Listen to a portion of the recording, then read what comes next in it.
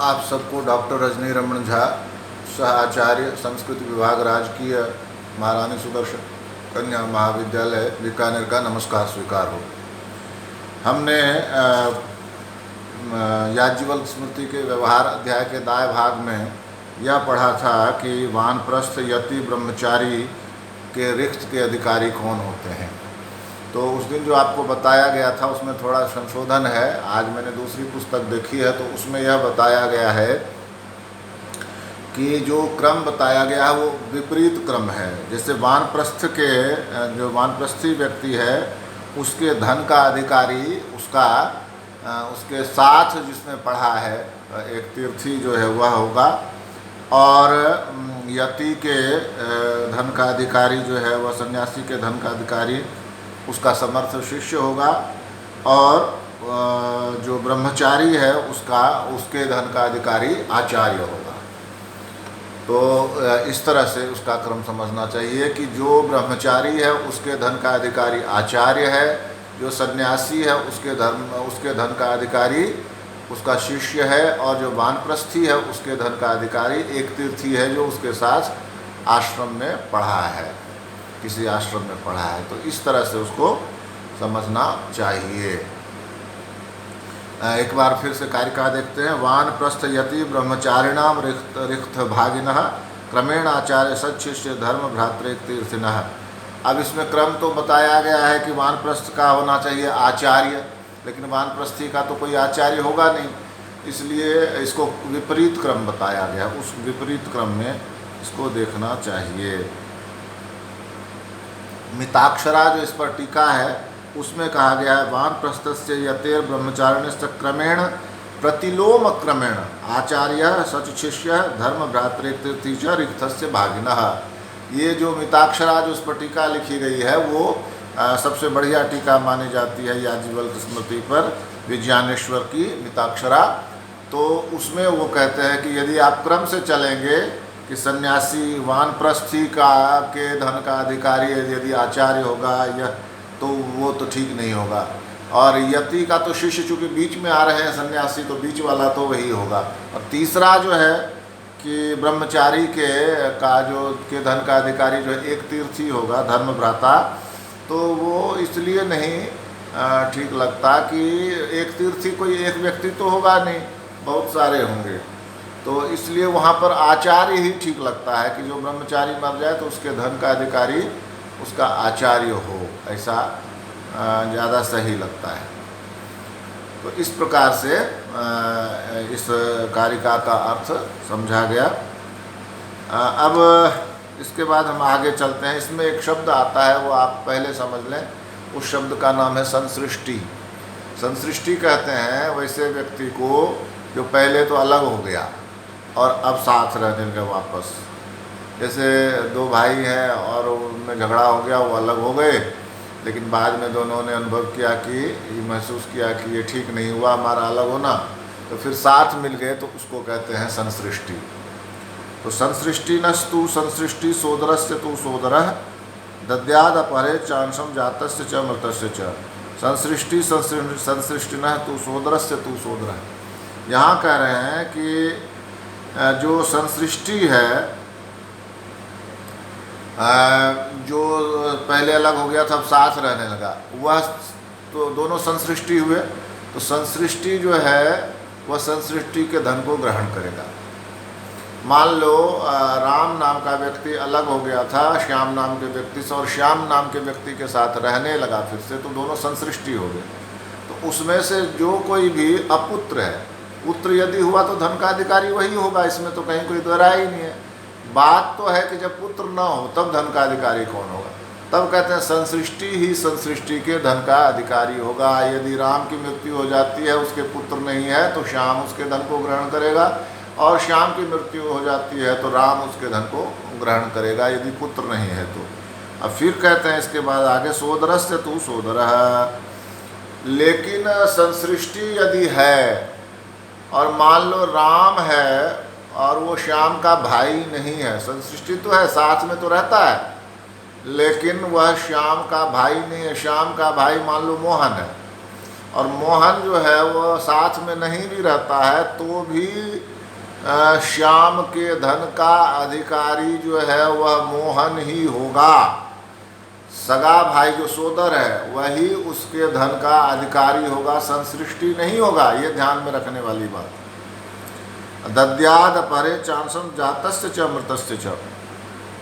अब एक बात और कही है कि मान लीजिए कि संसृष्टि है और वो संसृष्टि के साथ आकर मिल गया, तो जब वह मिला उससे तो पता नहीं था कि उसकी पत्नी गर्भवती है, और उसके बाद किसी एक संसृष्टि की मृत्यु हो गई, तो वह जो संसृष्टि है वह उसके मृत संसृष्टि के पुत्र को धन का एक अंश देगा, यानी चौथाई हिस्सा देगा। और यदि जात दद्याता पर, अब बाकी बचा धन वो क्या कर लेगा,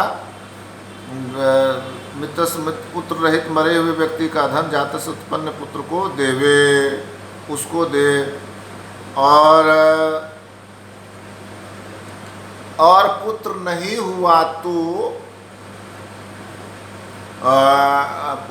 हुआ तो तो फिर उस संसृष्टि का सारा धन इस संसृष्टि को चला जाएगा। मान लो दोनों मिले, ठीक है, और उस समय दोनों मिले तो ये अपने आप तय हो गया भाई कोई एक मरेगा तो दूसरा उसका धन लेगा।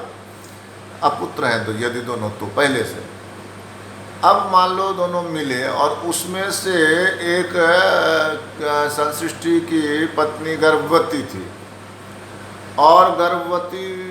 और इसी बीच उसकी मृत्यु हो गई, किसकी, संसृष्टि की।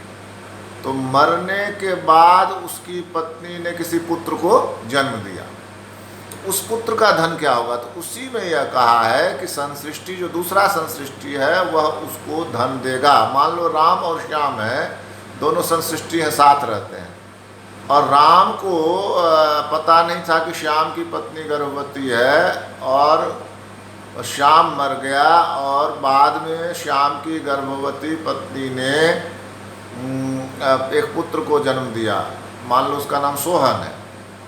तो सोहन को राम जो है कुछ धन अवश्य देगा, एक अंश अवश्य देगा।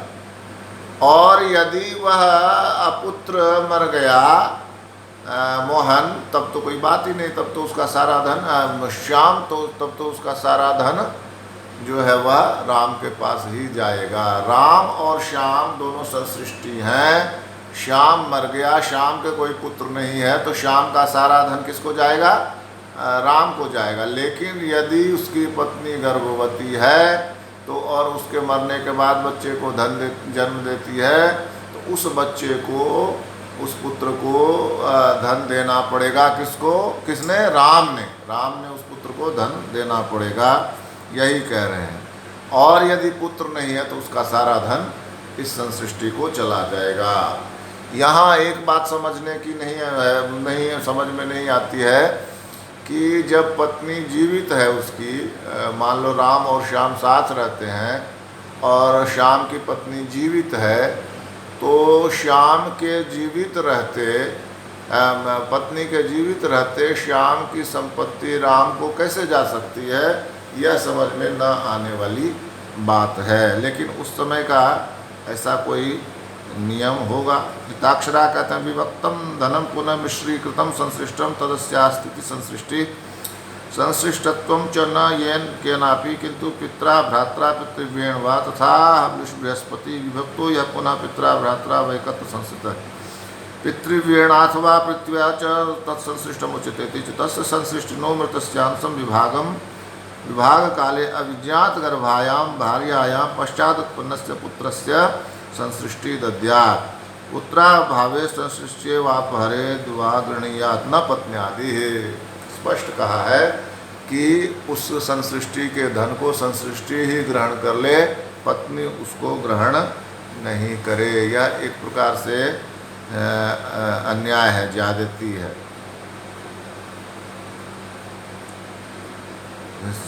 मिताक्षरा संसृष्टि न संसृष्टि अनुवृत्त अतश्च सोदरस्य संसृष्टिनो मृतश्चांशु सोदरः संसृष्टि अनुजातस्य सुतस्य दद्यात् तदभावे अपरिदिति पूर्ववत् संबंधः एवं च सोदरा सोदर संसर्गे सोदर संसृष्टिनो धनम सोदर एवं संसृष्टि गृह्णाति न भिन्नोदर संसृष्टि प्रीति पूर्वोक्तस्य अपवादः।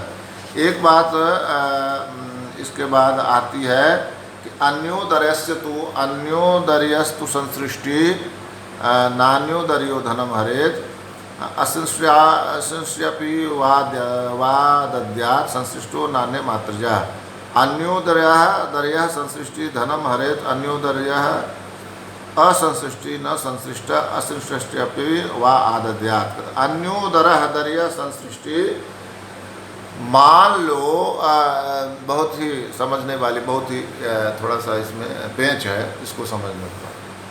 राम और श्याम दोनों भाई नहीं है, सगे भाई नहीं है। मान लो दो अलग अलग हैं और दोनों साथ रह रहे हैं और श्याम का एक भाई है मोहन, तो श्याम की संपत्ति अपुत्र होने पर राम नहीं ले सकता, उसको मोहन ही लेगा। ठीक है। अब मान लो भाई नहीं है, तब जो अन्योदर्य है यानी कि राम है जो सहोदर भाई नहीं है उसका, वो उस संसृष्टि का धन ले सकता है, ये इसमें कहा है।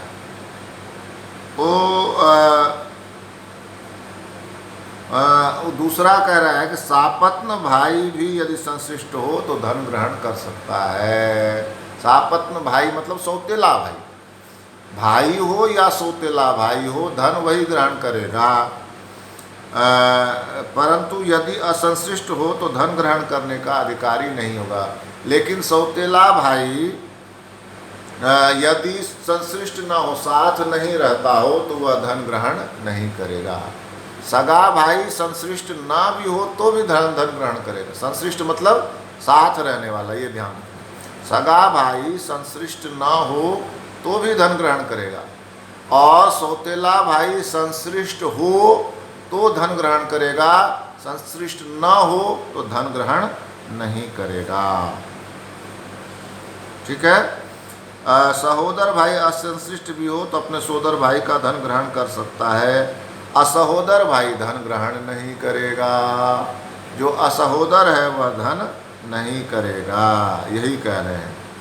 सहोदर भाई संश्लिष्ट न हो तो भी धन ग्रहण करेगा, असहोदर भाई संश्लिष्ट ना हो तो धन ग्रहण नहीं करेगा।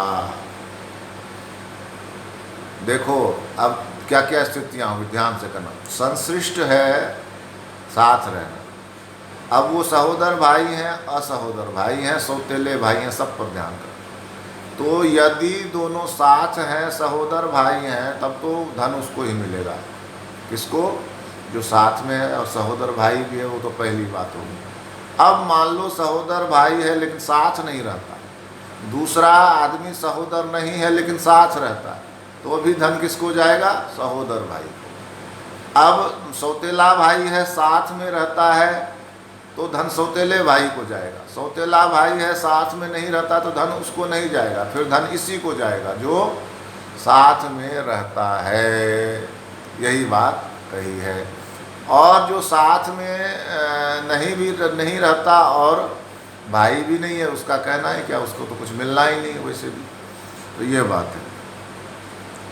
इसके बाद आगे कहते हैं क्लीबो अथ पति तज पंगुरुन्मत्तको जड़ अंधो चिकित्स्य रोगाद्या भर्तव्या शूर्निरंसका। जो क्लीब पतित, जो क्लीब है नपुंसक है और पतित है, बिल्कुल ही खराब व्यक्ति है, जाति आदि से बहिष्कृत है, जो पतित। तज उसका जो पुत्र होता है पंगु, यदि वह पंगु है, विकलांग है, उन्मत्तक है, उन्मत्त है, पागल जैसा, जड़ है, मूर्ख है, कुछ समझता नहीं, अंधा है और अचिकित्स्य रोग है, जिसके रोग की चिकित्सा नहीं हो सकती, मतलब जो असाध्य रोग है। आद्या, ये सब क्या होते हैं? निरंशका, इनको कोई अंश धन का नहीं दिया जाना चाहिए। किंतु क्या कहते हैं, भर्तव्याः स्युः, इनका भरण पोषण तो करना पड़ेगा। जितना इनको खाने के लिए चाहिए, जितने इनको कपड़े चाहिए, रहने की जगह, ये सब तो देनी पड़ेगी। वो धन के अधिकारी नहीं होंगे। जो विकलांग है, उन्मत्त है, जड़ है, अंधा है, जिसके रोग की चिकित्सा नहीं हो सकती, उनको अंश नहीं मिलेगा। लेकिन भर्तव्याः स्युः, वे भरण पोषण के योग्य हैं। इस तरह से हमने 140 पद्यों तक, कारिकाओं तक का अध्ययन किया। आगे 9 कारिकाएँ और रहती हैं। जब ये को हम पहले इसको पूरा करेंगे तभी अन्य पुस्तक पर जाएंगे, अन्य पुस्तक पढ़ेंगे। धन्यवाद।